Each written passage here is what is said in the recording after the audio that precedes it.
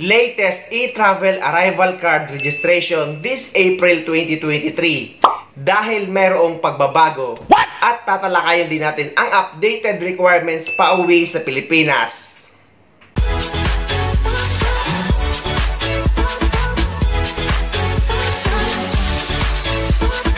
Hello guys! Welcome to my YouTube channel. My name is Alvin, isang OFW and YouTuber dito sa Dubai. Sa video na ito ay ituturo ko sa inyo ang latest registration sa e-travel arrival card. Specific na guys na e-travel arrival card dahil magkakaroon na rin ng e-travel departure card simula April 15. Yes guys, at simula May 1, 2023 ay aalisin na yung paper-based departure card, yung kulay green na ginagamit natin dati kapag lalabas tayo sa bansang Pilipinas. So magiging online na lahat. Pareho nang gagawing online ang e-travel arrival card na ginagamit kapag pauwi sa Pilipinas. At ang e-travel departure card na gagamitin naman kapag pabalik na kayo sa ibang bansa.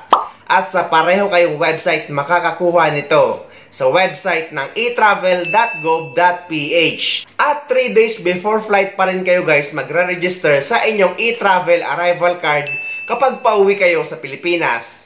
At ganun din sa e-travel departure card, 3 days before flight din kayo magre-register bago ang flight nyo pabalik sa ibang bansa. Meron na akong ginawang video guys sa e-travel departure card registration step-by-step guide na ilalagay ko yung link sa description ng video na ito para mapanood nyo. At sa mga nalilito ay meron din akong video sa paglilinaw tungkol sa e-travel arrival card at sa e-travel departure card. So panoorin nyo lang guys para hindi kayo magkamali dahil guys, pwede kayong ma-offload kapag nagkamali or nalito kayo dito. So simulan na natin guys ang e-travel arrival card registration nyo na gagamitin nyo pauwi sa Pilipinas. At take note guys, panoorin nyo ito para makuha nyo agad. At ang e-travel arrival card website ay makukuha or mapupuntahan nyo sa Google Chrome. Hindi to guys app. So pupunta kayo sa Google Chrome at itatype nyo ang etravel.gov.ph. Actually guys, ilalagay ko na yung link sa description ng video na ito para hindi na kayo mapunta sa scam na link. Dahil guys, ang ibang link ay nanghihingi ng bayad. So wag kayo dun guys dahil ang e-travel registration ay 100% free. So ibig sabihin ay wala itong bayad. So after nyo mapasok yung website ay ito ang lalabas. So mamimili ka na dyan kung Philippine passport holder ka or foreign passport holder. So dito tayo sa Philippine passport holder kasi isa tayong OFW. Pero guys, kahit isa kayong tourist, basta Philippine passport holder kayo, ay yan ang pipiliin nyo. At take note guys, kahit na masyalang kayo sa ibang bansa, basta pauwi na kayo sa Pilipinas, ay required kayo na mag-register sa etravel.gov.ph para makakuha ng inyong e-travel arrival card QR code 3 days before ng flight nyo pabalik sa bansang Pilipinas. At dyan naman sa travel type, dati ay arrival and departure lang ang words na nandyan. Pero para mas maging malinaw at para hindi kayo magkamali, ay nilagyan na nila ng arrival entering the Philippines. At doon naman sa departure leaving the Philippines. So dito tayo sa arrival entering the Philippines. Dahil e-travel arrival card ang ituturo ko sa inyo na gagamitin ng mga OFW or ng mga passenger na uuwi or pupunta sa Pilipinas. Then, ilalagay mo na ngayon ang iyong transportation type. At ang pipiliin mo dyan ay air. At dyan naman sa date of arrival, yung lapag mo sa Pilipinas na makikita mo naman dyan sa ticket mo. Tapos, ilalagay mo na ngayon ang iyong email address. And after that, i-click mo yung maliit na box. Then, click yes, I agree. And after that, click continue. Then, lalabas ito, e-travel step 1. At may nakanote dyan guys na para maiwasan ang delay, ay ang ilalagay mong information ay katugma sa information na nakalagay sa iyong passport. Then, ilalagay mo na ngayon ang first name, middle name, at last name mo. At dyan naman sa suffix, kung wala naman, ay i-leave mo lang yang naka-blank. Then, ilalagay mo na ngayon ang iyong passport number, kasarian, birth date, citizenship, country of birth, at ang iyong occupation. Diyan naman sa occupation guys, kung wala dyan sa pagpipilian ang trabaho mo, ay pwede mo naman ilagay ang others. And after that, ilalagay mo na ngayon ang iyong mobile number. Sa mobile number naman guys, ay pwede nyo naman ilagay ang number nyo sa ibang bansa. I-click nyo lang yung flag sa gilid at mamili kayo kung aling bansa or nasaang bansa kayo. And after that, click next. At lalabas ito, e-travel step 2.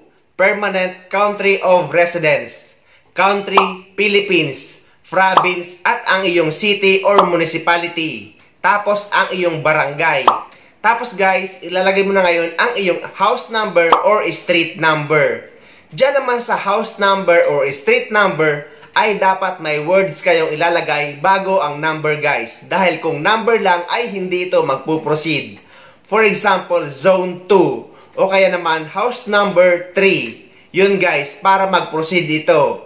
And after that, click next. Then, lalabas ito. E-travel step 3. Travel details. Philippine arrival via air. Ilalagay mo na ngayon guys, ang iyong date of arrival. Pero guys, automatic na yung nandyan dahil nilagay mo na siya kanina. And after that, ilalagay mo na ngayon ang country of origin mo kung saang bansa ka manggagaling. May tanong dito, are you an OFW? Click yes kung isa kang OFW. Click no naman kung isa kang tourist na namasya lang sa ibang bansa. At dito naman sa OFW classification, ilalagay nyo kung land-based kung isa kayong OFW na nagtatrabaho sa ibang bansa. At sea-based naman kung isa kayong seaman. Purpose of travel ay ilalagay nyo ay vacation. Pero guys, depende sa purpose ng travel nyo or pagpunta nyo sa Pilipinas ang ilalagay nyo dyan. Traveler type ang ilalagay nyo is aircraft passenger. Then, ilalagay mo na ang name of airlines mo. Tapos, ang flight number. Sa flight number naman guys, for example, Emirates Airlines kayo, yung makikita nyong AK332. At kung Cebu Pacific naman kayo guys, yung 5J602. Yun guys ang example ng flight number. At dyan naman sa airport of arrival kung saang terminal kayo lalapag. At dyan naman sa seat number ay pwede mo lang yang iwang naka-blank. And after that, click next. At lalabas itong e-travel step 4. At may makikita kayo dyan hotel, residence at transit. Pero guys, i-click mo lang yang small box na nakalagay same as your country of residence. At automatic nang lalabas dyan guys, yung address mo sa permanent country of residence mo. And after that, click next. Sa mga nagtatanong pala guys kung bakit may hotel na nakalagay, kung meron pa daw bang quarantine. Actually guys, wala naman ang quarantine. Nakalagay lang dyan ang hotel kung sa hotel kayo tutuloy bago sa probinsya nyo or sa permanent of residence nyo. At dyan naman sa transit guys, base sa pag-click ko, is mga international terminal ang nakalagay or ang lalabas dyan.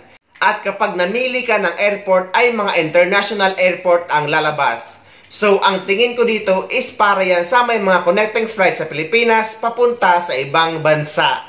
At sa mga nagtatanong naman guys, kung paano daw kung may connecting flight papunta sa Cebu, Davao, or sa Clark, or sa iba pang parte ng Pilipinas, ano daw ba ang ilalagay sa e-travel arrival card?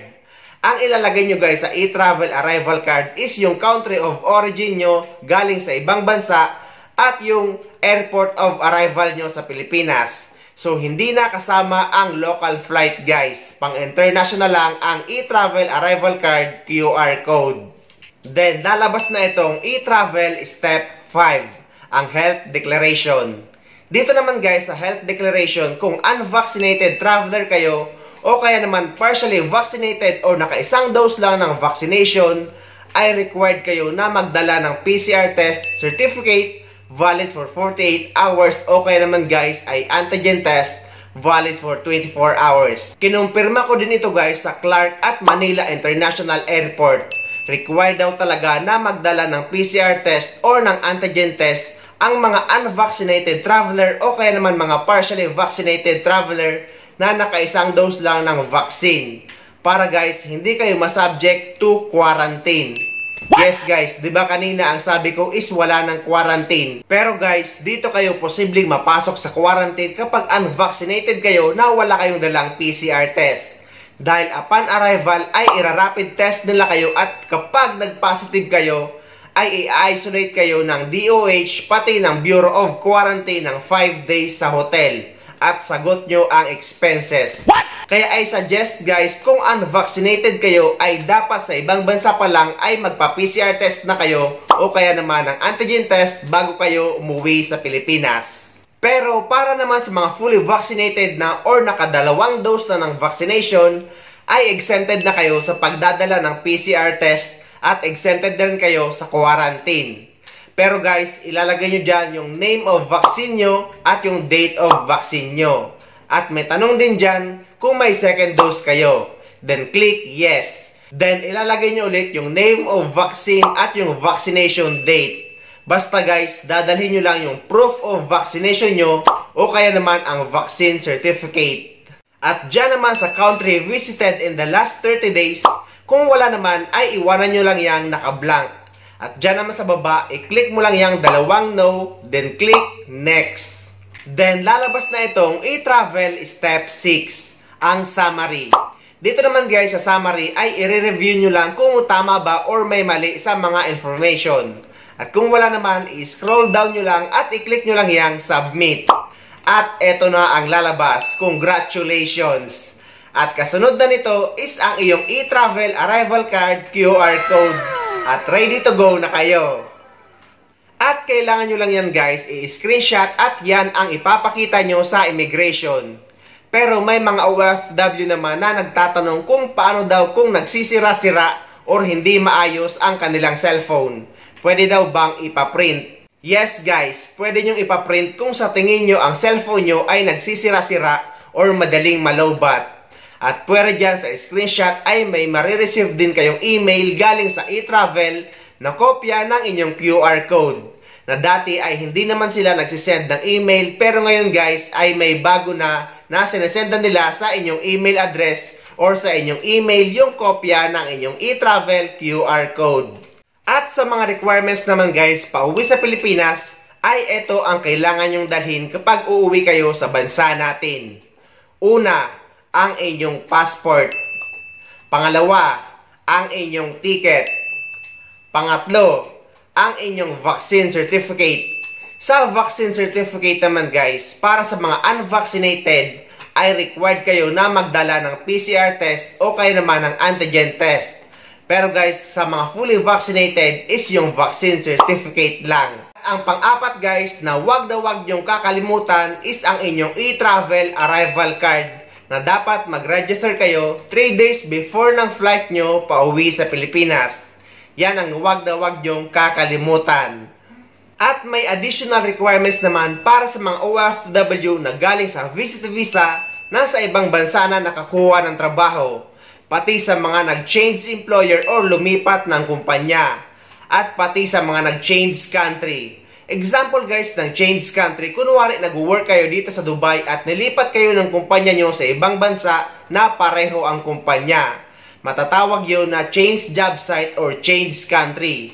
In that case, kailangan na niya magpa-verify ng panibagong kontrata kapag uuwi siya sa Pilipinas na manggagaling sa ibang bansa dahil hindi na yung original country na pinagtatrabahuhan niya ang panggagalingan niya. Pang-apat guys, yung OFW na may mga any employment changes.